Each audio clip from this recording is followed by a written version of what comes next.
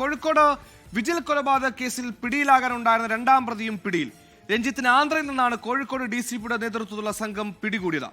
ഇതോടെ കേസിൽ പ്രതിചേർത്ത 3 പേരും ഇതുപോലെ അകത്തായിട്ടുണ്ട്. കഴിഞ്ഞ ദിവസം കണ്ടെത്തിയ വിജിലിന്റേതെന്ന് സംശയിക്കുന്ന അസ്ഥിഭാഗങ്ങൾ തിങ്കളാഴ്ച DNA പരിശോധനയ്ക്കായി അയക്കും.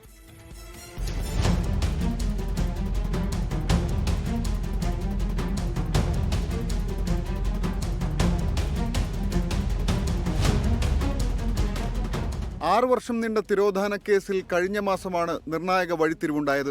2019 മാർച്ച് 24 കാണാതായ വിജിലിനെ സരോവരത്തെ ചതുപ്പിൽ കുഴിച്ചിട്ടതെന്ന് തെളിഞ്ഞു.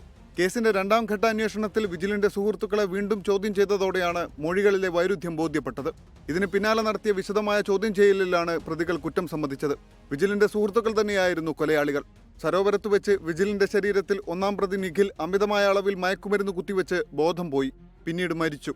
പിന്നാലെ സ്ഥലം വിട്ട പ്രതികൾ പിറ്റേ ദിവസം തിരിച്ചെത്തി മൃതദേഹം സരോവരത്തെ ചതുപ്പിൽ കല്ലുകെട്ടി താഴ്ത്തുകയായിരുന്നു.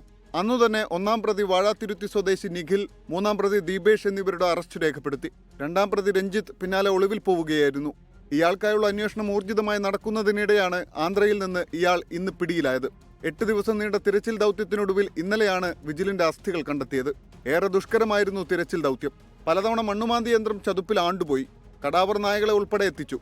പ്രതികളുടെ സാന്നിധ്യത്തിൽ തന്നെ നടന്ന തിരച്ചിലിലാണ് 53 അസ്ഥികൾ കണ്ടെത്തിയത്. അസ്ഥികൾ തിങ്കളാഴ്ച DNA പരിശോധനയ്ക്ക് അയക്കും. 24 കോഴിക്കോട്. ലോകത്തെവിടെയായാലും ഏത് സമയത്തും 24 വാർത്തകളും ഓഗ്മെന്റഡ് റിയാലിറ്റി പാക്കേജുകളും എക്സ്പ്ലെയിനറുകളും വിശദമായി കാണാൻ ഞങ്ങളുടെ YouTube ചാനൽ നിങ്ങൾക്ക് സബ്സ്ക്രൈബ് ചെയ്യാം.